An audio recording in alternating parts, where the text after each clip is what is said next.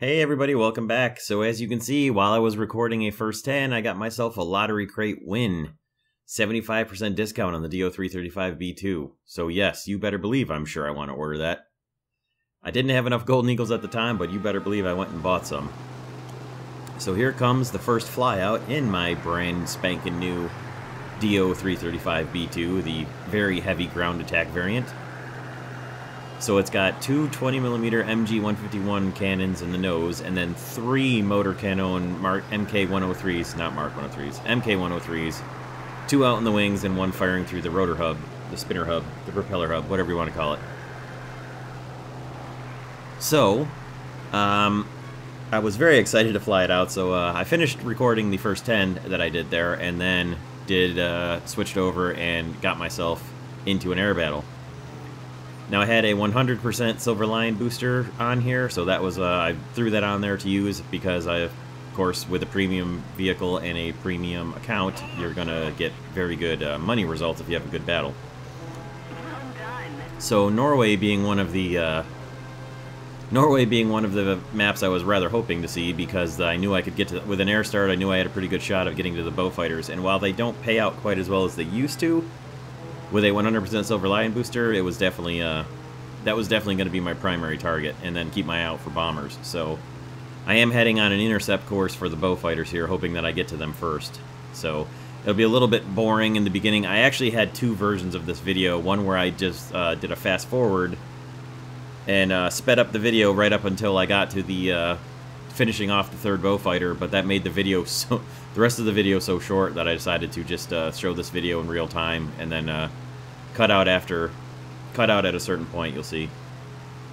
So before I get too far into this video, let me know what you guys think of the new air battle intro. So the way I'm going to do it is the intro you saw at the beginning of this video will be the intro that I will use for specific air battle videos, and then the other intro that's been on all my videos up until now, with the US tanks crashing through the fences and stuff, that will be just my tank battle video intro. So let me know what you guys think.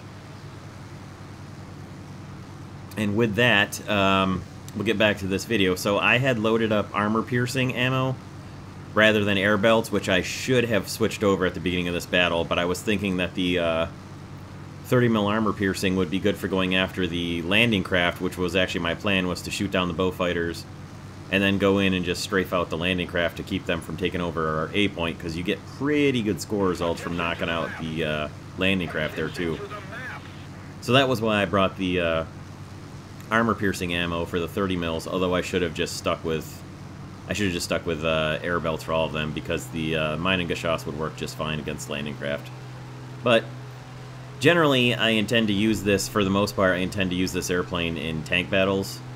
So that's really why I set the ammo to be armor-piercing belts for the 30s, because that way I don't forget and accidentally go in for a ground strike in a tank battle and have Meinengeschoss in.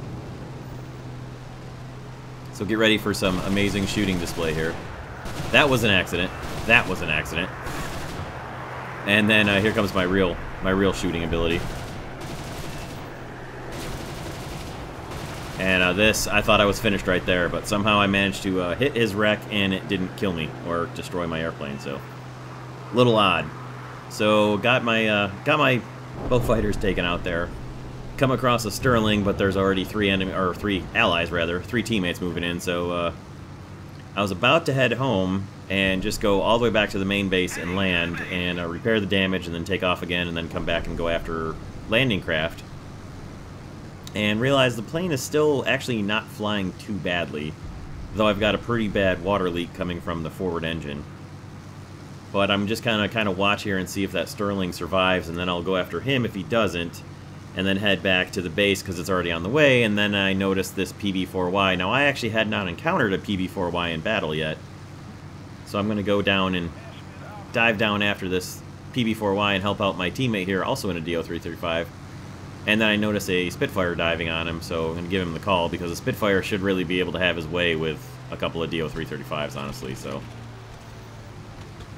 now here's one thing with the 335. At the speed I'm traveling right now and the bit of damage, the nose is a bit difficult to get to aim, so you'll see what should have been a pretty easy diving attack here gets pulled off target.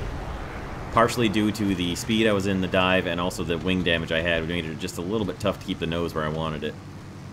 Which was unfortunate, because I probably had that PB4 if not otherwise.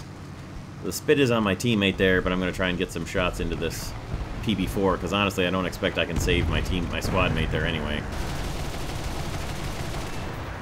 And this is where having the armor-piercing belts probably didn't help me, because I probably would have done some pretty serious mining shots damage to him with 30 mils otherwise.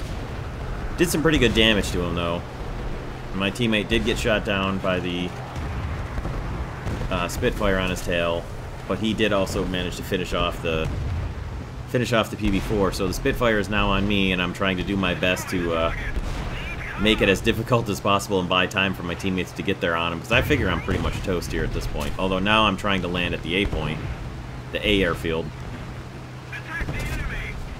So apparently the Spitfire fired off all of his cannons and destroying my squad mate, so I at least lucked out there because he's down to just 7.7s, and my teammates are now finally caught up and on him, though he is hitting me with the 7.7s a little bit. And then somehow he overshoots me a little bit, and I just could not pull around again. Too much damage to be able to pull around on him, because it would have been glorious to dispatch the guy shooting me by him overshooting and me being able to pull around and get on his tail. But just too much damage going on with the entirety of my airplane right now, so I'm just going to head for the A point. So I don't know if you noticed this P-51 over here to the left earlier, but as I'm heading into land, I realize he's getting closer. I'm looking at him on the mini-map, realize he is going to come in and just destroy me, so I'm already dead, may as well go head-on with him. I don't know why he thought going head-on with a 335 B2 was a good idea, but I'm glad he did, I guess. Took care of him, then I tried to come around on the A-26 that's also coming in, but there's just so much damage on my plane that making a turn here just isn't in the cards. And he does enough damage to my ailerons and my flaps and my tail that finally there's just the old girls just had it. And that's gonna do it. But not too bad of a debut. I certainly could have done better, but we ended up losing the battle. But rather than subject you guys to the 15 more minutes it took for our team to get all wiped out, I'll just skip ahead to the end results here. So unfortunately we lost, but you can see the 101,000 for the debut. That's not too bad either. So 5,008 points towards the mark of distinction. That shouldn't take too long to get, really. And there's the score. Oh, it was a 300% line booster. My bad. 300% line booster plus a 15% line booster. So a total of 309,000, or 300% rather. So there you go. There's the end score, the amazing Beaufighter kills there, and my final awards. And that'll do it. Hope you guys like this one. I look forward to getting a lot more flyouts in the DO-335B2, and we should be bringing you some more War Thunder First 10s coming really soon.